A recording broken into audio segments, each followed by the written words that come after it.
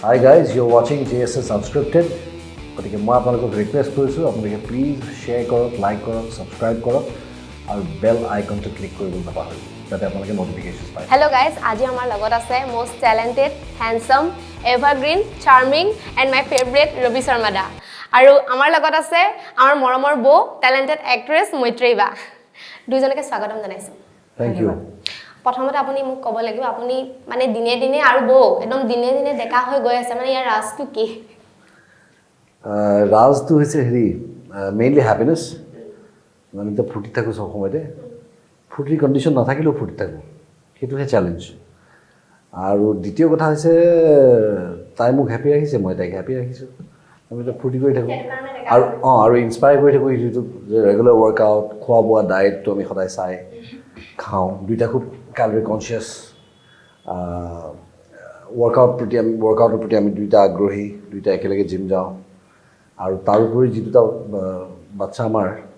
সিহঁত দুইটাই আমাক ইমান দৌৰাই, আমি এতিয়া ফিট হৈ থাকিবলৈ বাধ্য। আপুনি ফিল্ম লাইনত কেনেকৈ আহিলে?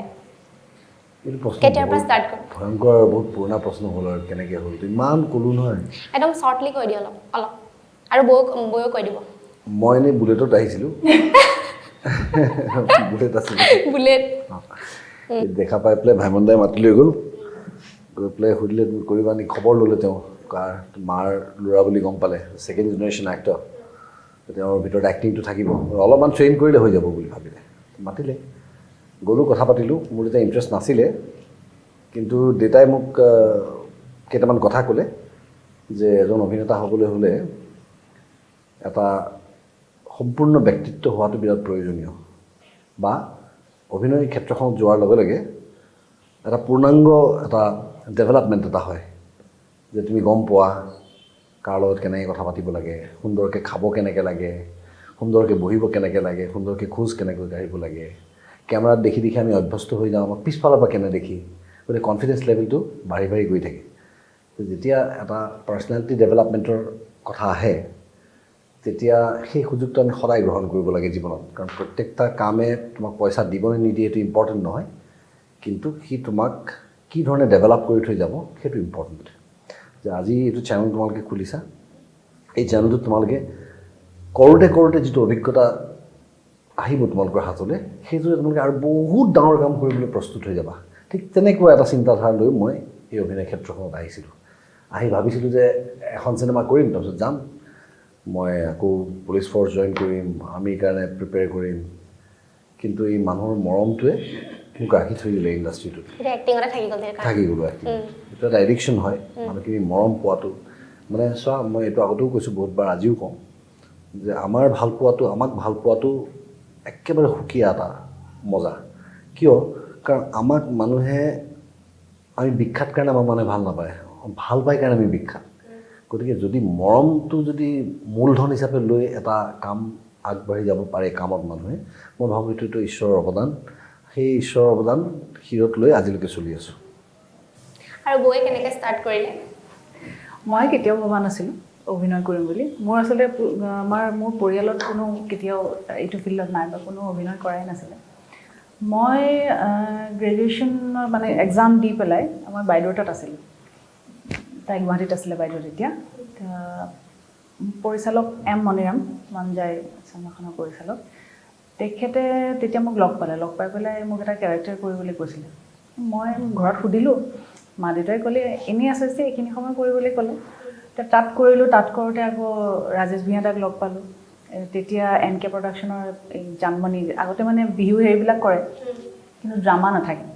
তো সেইবাৰ প্ৰথম মানে ড্ৰামা ইনক্লুড কৰি পেলাই জানমণিখন ৰিলিজ কৰিছিলে। তো ৰাজেশ দাই এপ্ৰ'চ কৰিলে জানমণিখন কৰিবৰ কাৰণে। তেতিয়াও ভাবিলোঁ এবাৰ কৰি চাওঁ। সেই এবাৰকৈ কেনেকৈ সোমাই গৈ থাকিলোঁ। তাৰপিছত থিয়েটাৰলৈ গ'লোঁ, তাৰপৰা থিয়েটাৰলৈ যোৱাৰ পিছতে বিয়া হ'ল যদিও আকৌ বিয়াৰ পিছত আকৌ পুনৰ থিয়েটাৰলৈ গ'লোঁ। তেনেকৈ থাকি গ'লোঁ আৰু। এওঁ যিটো কৈছে যে মানুহৰ মৰম, সেইটো এবাৰ মানে যোনে সেইটো অভিজ্ঞতা যাৰ হয়, সেই বস্তুটো এৰি থৈ যাব নোৱাৰি আৰু কেতিয়াও। সেই ফিল্ডখন এৰি থৈ যাব নোৱাৰি। মানুহৰ মৰম নেওচি আঁতৰি আমি থাকিব নোৱাৰা হয়, এটা সময়ত এটা এডিকশ্যনৰ নিচিনা হৈ যায় এইটো বস্তু। আপোনালোকে থিয়েটাৰ বেছি ভাল পায় নে ফিল্মটো বেছি ভাল পায়? কোনটো বেছি ভাল পায় দুইটাৰ ভিতৰত? মইতো দুইটাই ভাল পাওঁ, কাৰণ দুইটাৰে যিখিনি দক্ষতাৰ প্ৰয়োজন সেই দুইটা স্কিল ছেট দুটা বেলেগ বেলেগ এণ্টায়াৰলি দুইটাই ভাল লাগে আৰু এজন অভিনেতাৰ মানে কমপ্লিট ডেভেলপমেণ্টৰ কাৰণে ষ্টেজ আৰু কেমেৰা সন্মুখৰ অভিনয় দুইটাই তেওঁৰ আয়ত্তত থাকিব লাগিব গতিকে মোৰ ভাল লাগে দুইটাই ময়ো দুইটাৰে অভিনয় প্ৰথমতে কেমেৰাৰ কামেই কৰিছিলোঁ যদিও দুইটা হেৰিয়ে ভাল লাগে কিন্তু তথাপি ক'ব নোৱাৰাকৈ মই অলপমান এমেচাৰ নাটকৰ লগতো জড়িত হৈ গ'লোঁ আমাৰ ৰবীন্দ্ৰ ভৱনত যিবিলাক নাটক হয় সেইবিলাক কৰিলোঁ তাৰপিছত সৌভাগ্য হৈছিলে বহুত মানে অভিজ্ঞ হেৰিয়াৰ লগত শিল্পীৰ লগত কাম কৰাৰ অভিজ্ঞতা হৈছিলে চিৰাজ নাটকখন যেতিয়া কৰিছিলে ৰবীন্দ্ৰ ভৱনত তেতিয়া মই তাত অভিনয় কৰিলোঁ তেনেকৈ আচলতে মঞ্চৰ প্ৰতি আকৰ্ষণটো লাহে লাহে বাঢ়ি গৈ থাকিল এটা হয়তো মানুহৰ যিটো ফিল্ডত বেছি কাম কৰে প্ৰয়াত মহানন্দ শৰ্মাৰ দৰে অভিনেতাৰ লগত কাম কৰিছে আমাৰ হেৰিৰ লগত কাম কৰিছে এখন কি আছিলে গতিকে সেইটো এটা মানে সাংঘাতিক ভাল সুযোগ মানুহৰ মানে আৰু অপেচাদাৰী নাটকৰ মজাটো বেলেগ আৰু এতিয়া মইতো বাৰু এমেচাৰ ইমান কৰা নাই কিন্তু প্ৰফেশ্যনেল থিয়েটাৰ কৰিছোঁ যদিও তাত লাইভ মিউজিকৰ লগত পাৰফৰ্ম কৰাৰ মজাটো বেলেগ আৰু ষ্টেজত সদায় ইনকণ্টিনিউশ্যন হয়তো চিৰাজখন তাৰপিছত আমি বান থিয়েটাৰত কৰিবলৈ গ'লোঁ তো তেনেকৈ সেইবিলাক এটা বেলেগ এটা অভিজ্ঞতা হয়তো বেছিকৈ যিটো ফিল্ডত থকা যায় সেই ফিল্ডটোৰ প্ৰতি আকৰ্ষণটো বাঢ়ি যায় মই বেছি সময় মঞ্চতেই থাকিলোঁ ইয়াত কাম কৰা এবাৰ থিয়েটাৰ যোৱাৰ পিছত আৰু থিয়েটাৰতেই থাকিলোঁ তাৰ মাজত কিছু সময় অপেচাদাৰী হেৰিয়াত এমেচাৰত জড়িত হৈ থাকিলোঁ গতিকে মোৰ ক'ব নোৱাৰাকৈ ক'ৰবাত অকণ মঞ্চৰ প্ৰতি আকৰ্ষণটো মোৰ বেছি আপুনি ৰবিদাক প্ৰথমতে ক'ত লগ পাইছিলে আৰু মানে প্ৰথমতে কাৰ ভাল লাগিছিলে কোনজনৰ প্ৰথমতে ৰবিদাৰ আপোনাক ভাল লাগিছিলে নে আপোনাৰ ৰবিদাক ভাল লাগিছিলে ৰবিক প্ৰথমতে মই হেৰিয়াত পাইছোঁ সোণতৰা বুলি যিখন আমি হেৰি কৰিছিলোঁ তাত প্ৰথমতে লগ পাইছোঁ আৰু ভাল লগা এতিয়া কোনটো ভাল লগাৰ কথা কৈছা তুমি মই নাজানো কিন্তু এজন ব্যক্তি হিচাপে এটা ব্যক্তিত্বৰ প্ৰতি আকৰ্ষণ মই প্ৰথমবাৰ লগ পাওঁতে অনুভৱ কৰিছোঁ প্ৰেমৰ কথা কৈছোঁ সেইটো কথা তেতিয়া মই তেনেকৈ ভবা নাছিলোঁ ৰবিদা বুলি কওঁ ৰবিদা আমাৰ কাৰণে ৰবিদা আৰু মোৰ কাৰণে তেতিয়া তাৰপিছত প্ৰথমতে এওঁ কৰিছোঁ যেতিয়া ডেফিনেটলি ভাল মই তেনেকৈ কেতিয়াও ভবা নাই বা তেনেকৈ কেতিয়াও চাবই নোখোজোঁ সদায় মানে প্ৰথম দিনাখন লগ পাওঁতে মই তেওঁৰ ব্যক্তিত্বটোৰ প্ৰতি যিটো আকৰ্ষণ অনুভৱ কৰিছিলোঁ সেই মনত সেই সন্মানটো সেই সমীহটো সদায় থাকি গ'ল আচলতে আৰু সেইটো কথা আচলতে এজন মোৰ মনত জন্ম হোৱা সেই ভাৱটো ক্ৰিয়েট কৰিব পৰাটো তেওঁৰ হেৰি সেইটো মানুহজন লগ পাই পেলাই কেতিয়াও মানে এনেকুৱা লাগে ন কিছুমান বস্তু চুব নোৱাৰোঁ আমি দূৰৰ পৰাই ভাল লাগে চাই এনেকুৱা হয় নহয় গতিকে সেইটোৱে মোৰ সদায় আছিলে মই কেতিয়াও তেনেধৰণে যিকোনো এজনী ছোৱালীৰ এওঁক দেখাৰ লগে যিটো ক্ৰাছ এটা হয় নহয় সময় ক্ৰাছ হ'বৰ কাৰণে তো লগ পোৱাৰ আগতে সেইটো আছিল যদিও দ্য ফাৰ্ষ্ট মুভমেণ্ট মই লগ পাইছোঁ মানে আচলতে ইনচিডেণ্টটো এনেকুৱা আমাৰ সেইদিনাখন মই সোণতৰাৰ কাম আগৰ পৰাই কৰি আছোঁ কিন্তু এওঁক লগ পোৱা নাছিলোঁ এওঁক ষ্টাৰ্ট হোৱা নাছিলে কাম তো মই ৰাতিপুৱা গৈছোঁ ছেটলৈ মই গৈ পোৱাৰ আগতে আহি পালে মোৰ এটাও মনত আছে এটা য়েল' কালাৰ এটা জেকেট এটা পিন্ধি আছিলে মই অকণমান মনত এটা মিক্সড ফিলিং এটা আছিলে বিকজ তাৰ আগত মই অসমৰ ছুপাৰষ্টাৰৰ লগত কাম কৰাৰ অভিজ্ঞতাটো মোৰ বৰ ভাল নাছিল ফ্ৰেংকলি ক'বলৈ গ'লে তো মই ভাবিছিলোঁ ক'ৰবাত আকৌ তেনেকুৱা এটাই হেৰি নহ'বতো মানে তিতা এটা অভিজ্ঞতাই নহ'বতো যদিও মই আগৰ পৰা বৰ ভালকেই শুনি আছিলোঁ গৈ পাই পেলাই মই গাড়ীৰ পৰা নামিছোঁ যেতিয়া তেওঁ বাৰাণ্ডাখনত থিয় হৈ আছে থিয় হৈ থাকোঁতে মোক যেনেকৈ মাতিছে মানে মোক মাতটো এনেকৈ আছে মই বহুত দিনৰ পৰা চিনি পাওঁ মানুহজন আৰু কিয় এইটো কৰিছে মই সেইটোও বুজি পাইছোঁ তাৰপিছত যেতিয়া ফাৰ্ষ্ট শ্বটটো যেতিয়া দিলোঁ তেতিয়া গম পালোঁ আচলতে মানে শিল্পী আচলতে কাক কয় তো আৰু সেই তেতিয়াৰ পৰা যিটো মনত মোৰ যিটো সন্মান তেওঁৰ প্ৰতি সেইটো সদায় থাকি গ'ল গতিকে মই তেওঁক ৰবি শৰ্মা মানে দ্য ষ্টাৰ দ্য হিৰ' সেইটো এৰিয়াত মই কেতিয়াও ভবা নাই পিছত যেতিয়া এওঁ প্ৰপ'জ প্ৰথমতে কৰিছিল তেতিয়া কি বুলি কৈছিলে আপুনি প্ৰপ'জ কৰোঁতে একদম ৰোমান্টিক ষ্টাইল কৰিছিলে নাই এটা মানে কেইটামান কথা মানুহৰ মিছকনচেপশ্যন নহ'বৰ কাৰণে মই ক্লিয়াৰ কৰি দিব বিচাৰিছোঁ প্ৰথম বস্তু হৈছে যে আমি মোৰ প্ৰতি মানুহৰ যিটো ভাল পোৱা বা যিটো মৰম এই মৰমটোৰ মানে আমাৰ কাৰণে এই যে মঞ্চত যে দেখুৱাই পেলাই যে এখন ডাঙৰ চেক বনাই দিয়ে দেখিছানে কেতিয়াবা তুমি কাৰ্ডবৰ্ডৰ ডাঙৰ চেক এখন দিয়ে আচল চেকখন সৰু হয় যিখন বেংকত দিব কিন্তু এখন দেখুৱাই পেলাই এখন ডাঙৰ চেক বনাই দিয়ে সেই ডাঙৰ চেকখনৰ নিচিনা আমাৰ কাৰণে মৰমটো মানুহৰ সেই মৰমটো আমি কেছ কৰাতকৈ আমি দেখুৱাই বেছি ভাল পাওঁ আৰু তাৰোপৰি কি হয় সেই মৰম আৰু ভাল পোৱাটোৰ লগত সাঙুৰি একেলগে আমাৰ ওচৰলৈ আহে এটা অগাধ বিশ্বাস, এটা অগাধ সন্মান, এটা মৰম। এই তিনিটা বস্তু ৰক্ষা কৰি চলাটো এজন অভিনেতা বা যিকোনো এজন চেলিব্ৰিটিৰ কাৰণে সাংঘাতিক প্ৰয়োজনীয় কথা। এতিয়া তাৰ লগত আকৌ আৰু কেইটামান ফেক্টৰ আছে, এডিশ্যনেল ফেক্টৰ কিছুমান, যে এই যে আমাক মানুহে মৰম কৰে, ইমান ডাঙৰ বুলি ভাবে কিবা এটা সাংঘাতিক বস্তু, সেই তাৰ কাৰণে আকৌ সন্মুখত থকা অভিনেতা অভিনেত্ৰী বা অইন কলা কুশলীসকল অলপমান নাৰ্ভাছ ফিল কৰে কেতিয়াবা। তেতিয়া তেওঁলোকৰ ফাৰ্ষ্ট এক্সপিৰিয়েঞ্চটো মোৰ লগত ক'ৰবাত তেওঁলোকে সম্পূৰ্ণৰূপে তেওঁলোকে পাৰফৰ্ম কৰিব নোৱাৰে, অলপ ভয় থাকে, চিন্তা থাকে, সংকোচ থাকে, তো নেচাৰেল তেওঁলোকৰ পাৰফৰ্মেঞ্চটো নহয়। সেইকাৰণে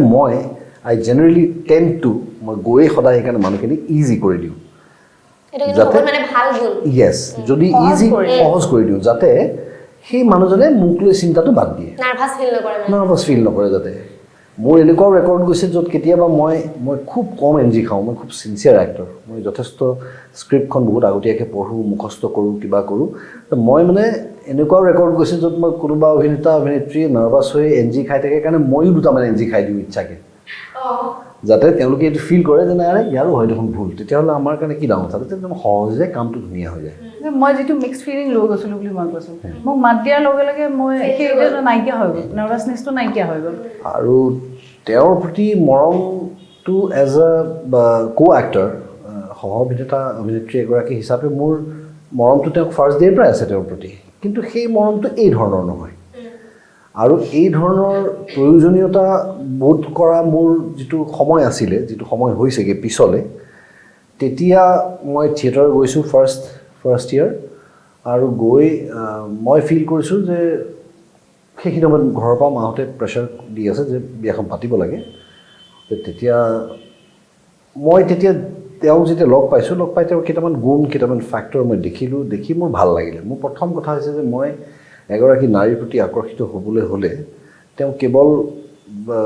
মানে ধুনীয়া হ'লেই নহ'ব, এই ব্যক্তিত্বটো বৰ প্ৰয়োজনীয়। প্লাছ তেওঁৰ লাইফষ্টাইলটোত মই ফিট ইন হ'ম নহ'ম, মোৰ লাইফষ্টাইলটোত তেওঁ ফিট ইন হ'ব নহয়,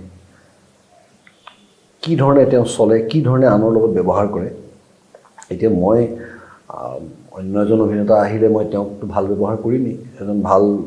পৰিচালক আহিলে তেওঁক ভাল মই ব্যৱহাৰ কৰিমেই, কিন্তু স্পট বয়জনক মই ভাল ব্যৱহাৰ কৰোঁ নকৰোঁ। এতিয়া মোৰ 25 বছৰ কেৰিয়াৰত যে স্পট বয় যিকেইজন আছে তেওঁলোকে ক'ব আজি ইণ্টাৰভিউটো চাই যে ৰবিদাই ঠিক কথা কৈছে, ইজ ৰাইট, কাৰণ মই আজিলৈকে কাকো কেতিয়াও মিছবিহেভ কৰা নাই, সদায় সকলোকে মৰম কৰোঁ আৰু সমান লেভেলতেই মাত দিওঁ। যিটো লেভেলত টপ মানুহকেইজনক মাত দিওঁ, সমান লেভেলতেই মাত দিওঁ। সেই গুণটো তেওঁৰ মাজত আছে নাই, এতিয়া তেওঁ বুলি কৈছোঁ, তেতিয়া সেই ছোৱালীজনীৰ মাজত আছেনে নাই, এইবিলাক বহুত বস্তু চাই মই তেওঁক প্ৰপ'জেল ডাইৰেক্ট বিয়াৰ দিছোঁ যে ঠিক আছে প্ৰেমটো কৰিম, কিন্তু বিয়াৰ পাছত কৰিম, বিয়াৰ পাছত প্ৰেম। গতিকে আল্টিমেটলি বিবাহ এখন এটা লিগেল আৰু ফৰ্মেল কমিটমেণ্টহে। ৰিলেশ্যনশ্বিপটো আমাৰ সেইদিনাখনৰ পৰাই ষ্টাৰ্ট হয়, যিদিনাখনৰ পৰা ইজনে সিজনক ভাল লগা হয়। গতিকে যেতিয়া আমি থিয়েটাৰত আছিলোঁ, প্ৰথম বছৰ গৈছোঁ, মই সেইখিনি সময়ত এটা অ'পেন মাইণ্ড আছে মোৰ, যে মাহঁতে কৈছে যে বিয়াখন পাতিব লাগে। মই চিন্তা কৰিছোঁ যে হয়, মই যদি এতিয়া মাৰ শাসনৰ পৰা ওলাই ঘৈণীৰ শাসনত নোসোমাওঁ, মোৰ বিপদ হ'ব। এবছলিউটলি শাসন নাথাকিলে নহ'ব। তেতিয়া মোক শাসন কৰিব পৰা ছোৱালীজনীওতো সেই ধৰণৰ হ'ব লাগিব। গতিকে বিভিন্ন ধৰণৰ কোৱালিটি তাত লাগিব, তাত ছফ্টনেছ লাগিব, হাৰ্ডনেছ লাগিব, গতিকে তাত আবেগো লাগিব আৰু প্ৰেক্টিকেল এপ্লিকেশ্যনো লাগিব। মই জানো আপুনি বহুত প্ৰেক্টিকেল, মানে মই ইণ্টাৰভিউ চালি গম পাওঁ ন, বহুত প্ৰেক্টিকেল, ভাল লাগে কিন্তু এই নহয়। একচুৱেলি মই প্ৰেক্টিকেলি চলোঁ, কিন্তু মই আচলতে খুব আৱেগিক মানুহ, মই বিৰাট চেণ্টিমেণ্টেল মানুহ। গতিকে এই দুইটা ছাইড মই সেইকাৰণে ক'লোঁ যে ছফ্ট আৰু হাৰ্ড দুইটা ছাইড মোক লাগিব। অকল হাৰ্ড হ'লেও মোৰ লগত নোৱাৰিব, এইটো ৰেপেল কৰি গুচি যাব, আঁতৰি গুচি যাব। আৰু মোৰ লাইফত কিছুমান থিয়ৰী আছে যে এজন প্ৰেমিক প্ৰেমিকাৰ অধিকাৰ থাকে বিচ্ছেদ হোৱাৰ তেওঁলোকৰ মাজত, বা দুটা অইন পথে যাবলৈ, বিপৰীত পথে যাবলৈ তেওঁলোকৰ এটা অপশ্যন থাকে, কিন্তু বিবাহৰ পাছত নাথাকে। মই এইকাৰণে কৈছোঁ এইষাৰ কথা, মোক হয়তো কোনোবাই কাৰোবাৰ ডিমত থাকিব পাৰে, তাত কোনোবাই বেয়াও পাব পাৰে, কিন্তু মোৰ অপিনিয়নটো মই কৈছোঁ নাথাকে বুলি মই চলি ভাল পাওঁ। কাৰণ মই তেওঁৰ লগত এখন সংসাৰ কৰাৰ লগে লগে বা বিবাহ পাশত আবদ্ধ হোৱাৰ লগে লগে তেওঁলোকৰ পৰিয়ালটো আৰু মোৰ পৰিয়ালটো এক হৈ গ'ল গতিকে সেই দুটা পৰিয়ালক বিচ্ছেদ কৰাৰ অধিকাৰ আমাৰ দুটাৰ নাই আমাৰ ব্যক্তিগত মানে হেৰিৰ কাৰণে মতভেদৰ কাৰণে আমি দুটা পৰিয়ালক আমি বিচ্ছেদ কৰাৰ আমাৰ অধিকাৰ নাই প্ৰথম কথা তথাপিও কিছুমানৰ হয় ক'ৰবাত কিছুমান এনেকুৱা স্পেচিয়েল কেছেছ থাকে য'ত নোৱাৰে য'ত পৰিয়াল দুটাৰো মিল নাই পৰিয়াল দুটাইও ছাপোৰ্ট কৰা নাই তেনেকুৱা ক্ষেত্ৰত বিবাহ বিচ্ছেদ হয় কিন্তু ল'ৰা ছোৱালী জন্ম হোৱাৰ পাছত সেই অপশ্যনটো নাথাকে কাৰণ ল'ৰা ছোৱালীক আমি নিমন্ত্ৰণ কৰি আনিছোঁ আমি আমন্ত্ৰণ কৰি আনিছোঁ এই পৃথিৱীলৈ গতিকে তেওঁলোকৰ লাইফটো ধ্বংস কৰি দিয়া আমাৰ দুয়োৰে অধিকাৰো নাই তাত আমাৰ ব্যক্তিগত স্বাৰ্থত ব্যাঘাত জন্মিলেও আমি দুয়ো কিন্তু সন্তানৰ স্বাৰ্থত এক হৈ থাকিবই লাগিব গতিকে এইবিলাক মনৰ ধাৰণাবিলাকে মোক কোনোবাই হয়তো অলপ পৌৰাণিক চিন্তাধাৰা বুলি ক'ব পাৰে কিন্তু এইবিলাক প্ৰেক্টিকেল এপ্লিকেশ্যন যিয়ে মোক আৰু তাইক আমাৰ দুয়োকে জেগাত ৰাখে গতিকে আমি দুয়োটা কম্প্ৰমাইজিং তেওঁ যদি কিবা এটা কথা বেয়া পাইছে ভুলকৈও যদি বেয়া পাইছে মই হাউলি মই হয় মানি মোৰ ভুল হৈছে বুলি কৈ আমি আকৌ ৰিলেশ্যনশ্বিপটো আগুৱাই লৈ যাওঁ ক'ৰবাত যদি দেখে যে তাইৰ হেৰি ভুল হোৱা নাই মোৰ ভুল হৈছে তথাপিও তাই হয়মান হৈ আমি দুয়ো ৰিলেশ্যনশ্বিপটো আগুৱাই লৈ যাওঁ কাৰণ যাতে ল'ৰা ছোৱালীৰ ফিউচাৰত কোনো ধৰণৰ আচৰ নপৰে ঠিক তেনেকুৱা এটা চিন্তাধাৰা লৈ সেই ধৰণে চলাব পাৰিবনে নোৱাৰে চাই মই তেওঁক ফাৰ্ষ্ট বিয়াৰ প্ৰপ'জেলটো দিছোঁ আৰু আমি থিয়েটাৰত এই ধৰণে চলিছিলোঁ যে থিয়েটাৰত আমি এপ্ৰক্সিমেটলি কেম্প পাৰ হৈ অলপমান দিন শ্ব' যোৱাৰ পাছতে মই তাইক প্ৰপ'জেলটো দিছিলোঁ বিয়াৰ তেওঁ ঘৰৰ লগত কথা পাতি ঘৰৰ মানুহ আহি মোৰ লগত কথা পাতি ফাইনেল হোৱাৰ পিছত আমি থিয়েটাৰত থাকোঁতেই মোৰ ঘৰৰ মানুহ তেওঁলোকৰ ঘৰলৈ গৈছে গৈ আমি দুয়ো থিয়েটাৰত আছোঁ তেতিয়া না ঘৰত তেওঁ আছে না মই আছোঁ আমাৰ ঘৰৰ মানুহ তেতিয়াই থিয়েটাৰলৈ গৈছে মানে থিয়েটাৰত থাকোঁতেই তেওঁলোকৰ ঘৰলৈ গৈ কথা বতৰা ফাইনেল কৰিছে আৰু এপ্ৰিলৰ 13 তাৰিখে থিয়েটাৰ শেষ এপ্ৰিলৰ 20 তাৰিখে আমাৰ বিয়া গতিকে বিয়াৰ প্ৰিপেৰেশ্যনত আমাৰ দুটাৰ অৱদান অকণো নাই যি কৈছে ঘৰৰ মানুহে অ'কে আমি দুয়ো ব্যস্ত তাত সেইখিনি সময়ত আমি যেতিয়া বিয়াৰ চিঠিখন যেতিয়া থিয়েটাৰৰ আৰ্টিষ্টখিনিক দিছোঁ যে আমাৰ দুয়োৰে বিয়া 13 তাৰিখে থিয়েটাৰ শেষ হ'ব এই এপ্ৰিল মানত আমি চিঠি দিছোঁ যে তেওঁলোক আচৰিত কেতিয়া কেনেকৈ কি হ'ল মানে প্ৰেম চেমৰ কথাও নাই একো নাই ডাইৰেক্ট বিয়া গতিকে দিছ ইজ হোৱাট মই ভাবোঁ যে এইটো এটা তৰিকা যিটোৰে আমি ৰিলেশ্যনশ্বিপবিলাক ক্লিন ৰাখোঁ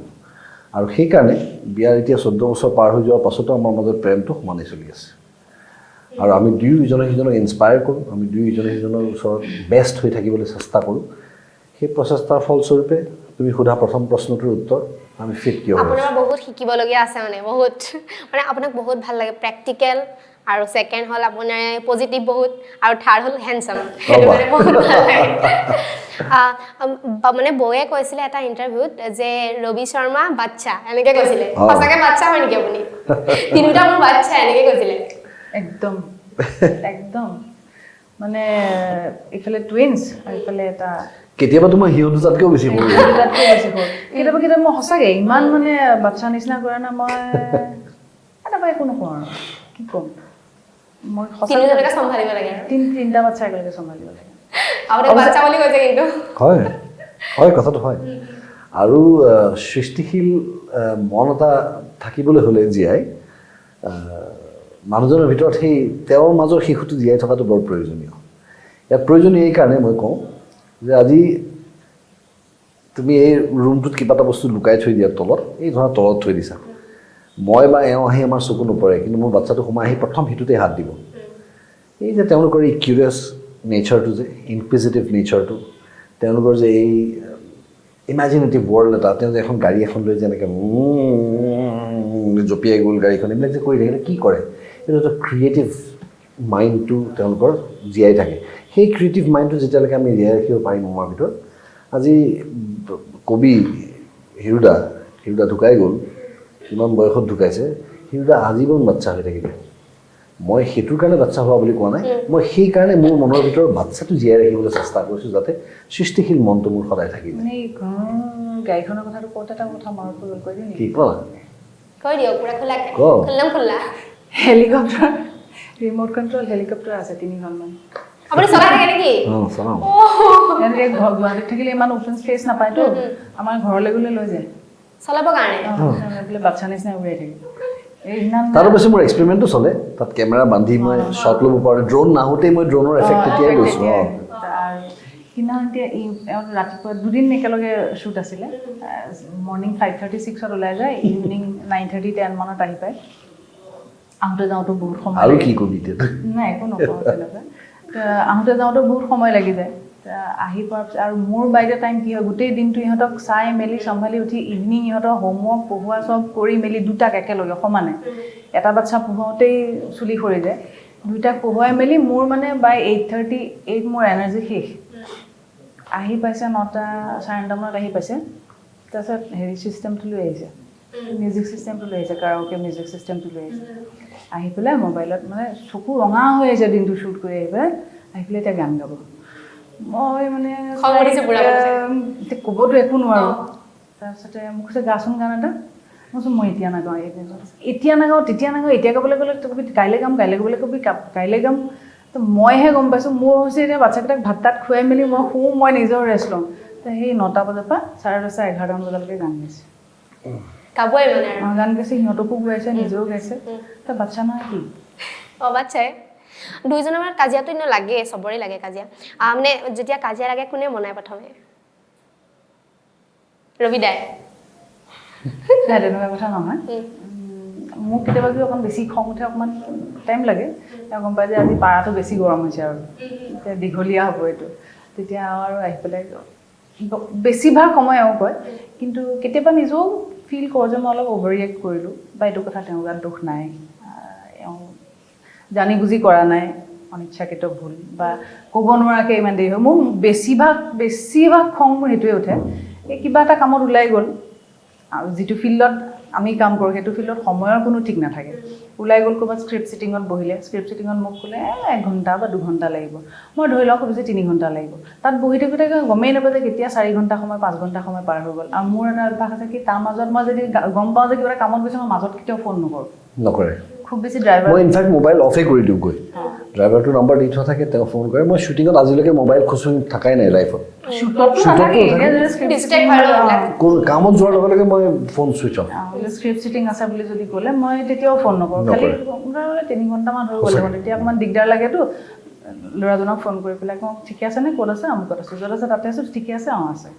তো আৰু তাতকৈ নকওঁ সেইটো যেতিয়া 3 ঘণ্টা হ'ব 4 ঘণ্টা হ'ব তাৰপিছত তাৰ পৰা ওলাই ফোন কৰিব ক'ৰবাৰ হস্পিটেলৰ পৰা ফোন আহিব দাদা আপুনি যে আনিছিলে মানুহজন তেওঁ এতিয়া ব্লাড লাগে তাৰপৰা তালৈ ক'বলৈ গুচি যাব মই মোক সেইখিনি মই ফোনো নকৰে যে মই আহিম বুলি কৈছিলোঁতো মই এনেকৈ আমুক সময় 3 ঘণ্টাৰ পৰা গৈ 6 ঘণ্টা 7 ঘণ্টা কেতিয়া গুচি যায় গম মইতো একো গম নাপাওঁ কাৰণ মই ফোন নকৰোঁ তাৰপিছতে মই ৰৈ থাকিম তাৰপিছত যেতিয়া গোটেই দিনটো মূৰত যেতিয়া আহি ওলাব তেতিয়া অকণমান টেমাটো ছুটি থাকেতো তেতিয়া আৰু আহি পেলাই ক'লেও মানে সেইখিনি সময়ত মোৰ পটককৈ বুজিবলৈ মন নাযায় সেই তেনেকুৱা কথাতেই লাগে আৰু মোৰ কথা হৈছে এনেকুৱা যে মই এতিয়া ইয়াৰ পৰা নগাঁৱলৈ যাম ছাপ'জ মোৰ প্লেন কৰিছোঁ যে মই ৰাস্তাত খানাপাৰাত খাই পেলাই যাম এতিয়া মই তাত খানাপাৰাত খোৱাটো বেয়া পালোঁ বুলি মই নগাঁও নাযাম নেকি নগাঁৱতো যাবই লাগিব খানা তুমি পোৱা নোপোৱা গতিকে কোনে কাক মানাইছে নাই মনোৱা সেইটো পিছৰ কথা হৈছে যে জীৱনৰূপী গাড়ীখন গৈ থাকিব লাগে এটা চকা ইফালে পাঞ্চাৰ হ'লেও বিপদ হ'ব মই পাঞ্চাৰ হ'লেও বিপদ হ'ব গতিকে 2টা চকা ঠিক ঠাক কৰি গৈ থকাটো মোৰ ইফালে 6 ঘণ্টা 7 ঘণ্টা স্ক্ৰিপ্টত বহিব ইফালৰ পৰা ক'ব ফোন আহিব দাদা আমুকত ব্লাড লাগে কেইজনমান এৰেঞ্জ কৰি দিব পাৰিব নেকি ক'ব ফোন আহিব দাদা আপুনি যে আনিছিলে আমুক পেচেণ্টজন তেওঁলোকে পইচাৰ সুবিধা আছে এইবিলাক কথা বাৰু ক'লে বেয়া পায় পাব্লিকলি ক'লে বেয়া পায় মই কথাৰ মাজত ওলাইছে কাৰণে কৈছোঁ কথাটো তাৰপৰা তালৈ গুচি যাব তেনেকৈ আৰু কেতিয়া 2 ঘণ্টা সময় গৈ 6 ঘণ্টা 7 ঘণ্টা হয় গমেই নাপায় আচলতে সেই তেতিয়া মোৰ অকণমান খং উঠে আৰু নহয় যে আমি আমাৰ পেচাটোত আমি ডাঙৰ গছটো এতিয়া বৰগছ আমি বৰগছ হৈ আমি মাটিৰ পৰা ধেৰ সাৰ টানো ধেৰ সূৰ্যৰ পোহৰ লওঁ পানী লওঁ আমি ছাঁও দিব লাগিব না সেইটোৱে কথাটো গতিকে বেছিকৈ খং নকৰিব অলপ বুজিব নাই আহিয়েতো ক'ব নাই যে বোলো মই আমুকলৈ গৈছিলোঁ আমুকৰ পৰা আমুকত গ'লো কাৰণে দেৰি হ'ল আহিয়েতো দৰ্জাখন খুলি দিম সোমাই আহিব অলপ সময়তো লাগিব কথাটো মোৰ এক্সপ্লেনেশ্যনটো দিবলৈ মই এক্সপ্লেনেশ্যন দিবলৈ সুযোগেই নাপায় কাৰণ বুলি ইমানখন হৈ থকা পাছত সেই তেনেকুৱাহে কাজিয়া লাগে আৰু কেতিয়াবা যেতিয়া মই নিজে ফিল কৰোঁ যে মই এইবিলাক কমন বস্তু চবৰ ঘৰত চলি থাকে খালি চবকে ধৈৰ্য ৰাখিব লাগে আমাৰ বেলেগ কাজিয়া নাই আমাৰ ধৈৰ্য ৰাখিবলৈ দিয়া মানে মই চবকে কওঁ ধৈৰ্য ৰাখ বয়ফ্ৰেণ্ড গাৰ্লফ্ৰেণ্ড হৈ থাকোঁতে সাংঘাতিক ধৈৰ্য থাকে বিয়াৰ পিছত কিয় নাইকিয়া হৈ যায় তেতিয়াতো ছোৱালীজনী হাজাৰটা কথা ক'লেও ঘূৰি জানো চুনো মুনো আমি একেলগে বহুত টাফ টাইম ফোনত পাৰ চলিয়ে কৰিছোঁ। থাকিব বহুত এতিয়া tough time এতিয়া পাৰ কিয় নাই ঘৈণীজনীৰ প্ৰতি ধৈৰ্যটো কিয় নাই বাচ্চাকেইটা যেতিয়া থাকক টুইনছ ধৈৰ্য। টুইনছ বাচ্চা দুটা যেতিয়া হৈছে তাৰপিছত মই এটা কেনেকুৱা এটা কণ্ডিশ্যনত আছোঁ সেইখিনি সময়ত কেতিয়াবা বেয়াকৈও কৈছোঁ তেওঁ তাত ধৈৰ্য ৰাখে সেইখিনি সময়ত কিবা কথাত মোৰ সেইটো হৈ যায় আৰু অযৌক্তিকৰ বাচ্ছা- কথাটো খং উঠিছে সেইখিনি সময়তো তেওঁ সেইটো পেচেঞ্চ ৰাখে কেতিয়াবা মোৰো হয় মই ডায়েটত থাকোঁ খুব ষ্ট্ৰিক্ট ডায়েট খং উঠি যায় পটকৈ খাব নোপোৱা হৈ থাকোঁ নাখাওঁ এইটো নাখাওঁ সেইটো নাখাওঁ ভাত নাখাওঁ কিমান দিন নিমখ নাখাওঁ অমুক নাখাওঁ তমুক নাখাওঁ খং উঠি যায় বেয়াই কৈ দিওঁ জানে তাই সেয়া আমি বহুত টাফ টাইমছ একেলগে পাৰ কৰিছোঁ বহুত tough times। বহুত টাফ টাইম কিন্তু সেইবিলাক কথাত সেইবোৰ সময়ত আকৌ যিমানে সময় যিমানে টাফ হয় আমি আৰু আমাৰ বণ্ড আৰু বেছি ষ্ট্ৰং সেইটো মই প্ৰাউডলি ক'ব পাৰোঁ আৰু বেছি ষ্ট্ৰং হয় কিন্তু আমাৰ এই চিলি কথাতহে কাজিয়া লাগে অঁ বেছিকৈ মোৰ খং উঠে এইটো মই দুইজনৰ মতে প্ৰেম কি দুইজনৰ মতে আপোনাৰ মতে প্ৰেম কি আৰু মোৰ মতে মই এইমাত্ৰ যিখিনি তোমাক ক'লোঁ সেইখিনিয়ে প্ৰেম আপোনাৰ মতে সেইখিনিয়ে পাম যিখিনি টাফ টাইমছত তুমি ইজনে সিজনক লগত থাকা কণ্টিনিউৱাছলি আৰু এই ট্ৰাষ্ট ফেক্টৰটো মই যেনেকৈ ক'লোঁ যে ওলাই যোৱাৰ পাছত মই কেতিয়াও ফোন নকৰোঁ স্ক্ৰিপ্ট মই ভাবি ল'ব পাৰোঁ ন স্ক্ৰিপ্ট চিটিঙতে গৈছে 2 ঘণ্টা লাগিব পাৰে 3 ঘণ্টা 4 ঘণ্টা লাগে বাকীখিনি সময় গ'লৈ গ'ল মইতো ফোনটো কৰি চাব পাৰোঁ কেতিয়াবা ক'লৈ গ'ল বুলি মই ল'ৰাজনক ফোন কৰোঁ দাদা ঠিকে আছেনে খালেনে অঁ খালে সিমানখিনি সেই ট্ৰাষ্ট ফেক্টৰটো এটা বহুত ডাঙৰ কথা সেই মই যেতিয়া মোৰ সেই ট্ৰাষ্টটো থাকিব তেওঁ কাম কৰোঁতে সেই অশান্তিটো নাথাকে নহয় মনত গতিকে ক'ব নোৱাৰাকৈ ইজনে সিজনৰ প্ৰতি শ্ৰদ্ধাটো বাঢ়ি যায় মই যেতিয়া কিবা এটা কামত যাওঁ কেতিয়াবা মই কিবা মিটিঙত যাওঁ ক'ৰবাত যাওঁ মিটিং বুলি কয় আৰম্ভ হওঁতে কেতিয়াবা 1 ঘণ্টা 2 ঘণ্টা দেৰি হয় সেই হওঁতে 3 ঘণ্টাও দেৰি হ'ব পাৰে তেওঁ কেতিয়াও মোক মাজত ফোন কৰি পেলাই ক'ত আছ ইমান দেৰি কিয় হৈছে অহা নাই কিয় কেতিয়াও মোক মাজত ফোন কৰি পেলাই মই ঘূৰি অহাৰ পিছতো মই নেদেখোঁ যে মই ইমান দেৰি কৰিলোঁ কাৰণে তেওঁ বাচ্চাকেইটাৰ লগত থাকি দিয়ে কেতিয়াও মোক ক'ৰবাত অকণমানো দেখাইছে 10 দিনমানলৈকে চাইছোঁ বাচ্ছা মই 10 দিনমানতো মই যেতিয়া কেম্পেইনিঙত গৈছিলোঁ 10 দিন বাচ্ছা অকলে চাইছে সিহঁতৰ হোমৱৰ্কো কৰাইছে অনলাইন ক্লাছো কৰাইছে গতিকে মই ভাবোঁ সেইখিনিয়ে প্ৰেম মই আৰু বেলেগকৈ আৰু ডেফিনেশ্যন মই দিব নাজানো আৰু মই সকলোৰে কাৰণে প্ৰেমৰ ডেফিনেশ্যনটো কৈ দিছোঁ যে প্ৰেমৰ ডেফিনেশ্যন হৈছে থাৰ্ড এম্পায়াৰ যে থাকে ক্ৰিকেটত 3 নম্বৰ এম্পায়াৰটো যাক নেদেখে আচলতে গতিকে মা দেউতাই শিকায় প্ৰথম ফাৰ্ষ্ট এম্পায়াৰ তাৰপিছত আহিব শিক্ষাগুৰুসকল আহিলে থাৰ্ড এম্পায়াৰ হৈছে প্ৰেম যি দুটা বস্তু মা দেউতা আৰু শিক্ষাগুৰুৱে শিকাব নোৱাৰে সেইটো প্ৰেমে শিকাই দিয়ে প্ৰেমে শিকাই দিয়ে আপোনাৰ মানে প্ৰেম মানে সেইটোৱে য়েছ ফেণ্টাষ্টিক টিচাৰ বঢ়িয়া কথা শিকাবই কি কৰিব নালাগে শিকাব কি কৰিব লাগে শিকাব তোমাৰ এতিয়া ভালকৈ তুমি ট্ৰেছ বেক কৰাচোন তোমাৰ লাগিব ইমান ফটোৱা কাম কৰিছিলোঁ এইটো ঠিক এটা চিৰিয়াছ কুৱেশ্যন সুধিম হা আজিকালিতো মানে ধৰি লওক নাই নাই চিৰিয়াছ মানে মই এইটো সুধিম বুলি ভাবি আছিলোঁ মই এপ্ৰপ্ৰিয়েট আনচাৰটো মই ৰবিদাৰ পৰাই পাম বুলি ভাবিছোঁ মানে দেই মানে আজিকালি ধৰি লওক গলিয়ে গলিয়ে ইউটিউবাৰ মই ডাইৰেক্ট কৈছোঁ ইউটিউবাৰ মিডিয়াটো তেনেকৈ এভেইলেবল চব লাইনতে এক্টিং লাইনতে হওক চব এভেইলেবল চবতে এভেইলেবল হয় কিন্তু মানে ধৰি লওক মই এক্টিং ইমান নাজানো তথাপিও মোৰ কমন পিপল হিচাপেতো কিছুমান মানে অপিনিয়ন দিব পাৰোঁ কিছুমান এনেকুৱা দেখিছোঁ ধৰি লওক ধুনীয়া হৈ এক্টিং কৰা কিন্তু ধুনীয়া হ'লেই জানো এক্টিং হয় আচলতে নহয় মোৰ কথা হৈছে যে আমি কি ক্ষেত্ৰত এই প্ৰশ্নটো সুধিছোঁ যে তেওঁলোক আহাটোত মোৰ আপত্তি আছে নে তেওঁলোকে ভুলকৈ আহাটোত মোৰ আপত্তি আছে মোৰ এটাতো আপত্তি নাই কিয় কাৰণ আল্টিমেটলি যিটো জাজ হয় কম্পিটিশ্যনত সোমোৱা মানুহজনে ফেম নাপায়তো কম্পিটিশ্যন জইন কৰিলেতো সি মিষ্টাৰ অমুক মিষ্টাৰ তমুক হৈ নাযায় এই কম্পিটিশ্যন জাজৰ মাজেদি পাৰ হ'ব লাগিবতো জাজ বহি আছে ন দৰ্শক যদি তুমি বেয়া ইউটিউবাৰ হয় ইউ উইল বি ৰিজেক্টেড তুমি যদি বেয়া এক্টৰ হয় ইউ আৰ ৰিজেক্টেড তোমাক অলৰেডি ৰিজেক্ট কৰিছে মানুহে গতিকে আহক আহি থাকিলে ভাল কাৰণ মোক কম্পিটিশ্যন দিবলৈ কোনোবা এজন অভিজ্ঞ অভিনেতাই যে মোক কম্পিটিশ্যন দিব লাগিব তাৰ মানে নাই কাৰণ অভিজ্ঞ অভিনেতাজনৰ বডিটো ভাল নহ'ব পাৰে নতুনকৈ অহা ল'ৰা এটা যাৰ অকল বডিটো ভাল তেওঁ ভাবিছে যে তেওঁ মোক কম্পিট কৰিব পাৰিব মই জানো যে তেওঁ মোক বাকী কোনোফালে কম্পিট কৰিব নোৱাৰে তেওঁৰ বডিটো ভাল মই তেওঁৰ বডিটোৰ লগত কম্পেয়াৰ কৰিম কম্পিটিশ্যন কৰিম মোৰ ভাল হৈ যাব গতিকে আহক একো আপত্তি নাই যিমান আহে সিমান ভাল কাৰণ অকলে অকলে দৌৰি ৰেচত ফাৰ্ষ্ট হোৱাটোৰো মজা নাই অলপ কম্পিটিটৰ্ছ থাকিব লাগে আহক আহি ৰিজেকশ্যন হৈ গুচি যাওক তোমাৰ নিজৰো ছেল্ফ কনফিডেন্সটো বাঢ়িব যে বাহ मैं भी तो आया था 1 साल पहले মই ইয়াতে আছোঁ বাকীবোৰ নাইকিয়া হৈ গ'ল ফেণ্টাষ্টিক গতিকে আই ৱেলকাম ইট অলৱেজ আৰু আপোনাৰ কেইদিনমানৰ আগতে আপোনাৰ এটা পোষ্ট দেখিছিলোঁ আপুনি এটা ইণ্টাৰভিউত কৈছিলে যাৰ লেভেল নাথাকে সিয়েহে লেভেল দিয়ে হয় এইটো বহুত মানে পপুলাৰ হৈ গৈছিলে এইখিনিতে এটা কথা কওঁ মানে আমাৰ ইউটিউব শ্বৰ কাৰণে মানে তো মাতি আছোঁ বেলেগ বেলেগক নিউ কামাৰ্ছখিনিকো তেনেকৈ কণ্টেক্ট কৰা হৈছে কিন্তু তেওঁলোকৰ বহুত এটিটিউড দিছে হা কিন্তু ৰবিদাৰ ইমান ছিনিয়ৰ আৰ্টিষ্ট হৈ কিন্তু মই অকণো এটিটিউড পোৱা নাই মই আপোনাক ফোন কৰিছোঁ আপুনিতো মোক ফোন বেক নকৰিবও পাৰে ফোন বেক কৰি মানে ইমান ভালকৈ ৰেছপঞ্চ দিছে বহুত ভাল লাগিছে মানে ইয়াত আৰু এটা বস্তু কি জানা মই তোমাক এইটো কথা কওঁ হিমা প্ৰথম কথা হৈছে যে মই কি এক্সপেক্ট কৰিম তোমাৰ পৰা তুমি নহয় যেনিবা চিমি গেৰেৱালৰ শ্ব' হওক ৰাণ্ডাভু উইথ চিমি গেৰেৱাল ডাঙৰ সাংঘাতিক ডাঙৰ ইণ্টাৰভিউ কফি উইথ কৰণ তাক যদি মই এটিটিউড নিদিওঁ তোমাক কিয় দিম সি কেনেকুৱা কি বেলেগ মোক দিব যদি তুমি দিব নোৱাৰা মোক অলপ সময় এয়াৰ টাইম লাগে যে মই মনৰ যিটো ভাৱ সেই ভাৱটো প্ৰকাশ হওক মানুহে বুজি পাওক ঠিক আছে তোমাৰ শ্ব'টো চাই 10 মিলিয়ন মানুহে নাচাব পাৰে 1 মিলিয়ন মানুহে চাব ফেণ্টাষ্টিক ন' ৰিচতকৈতো য়েছ ৰিচটো ভাল কম ৰিচটো ভাল ডেটছ ডান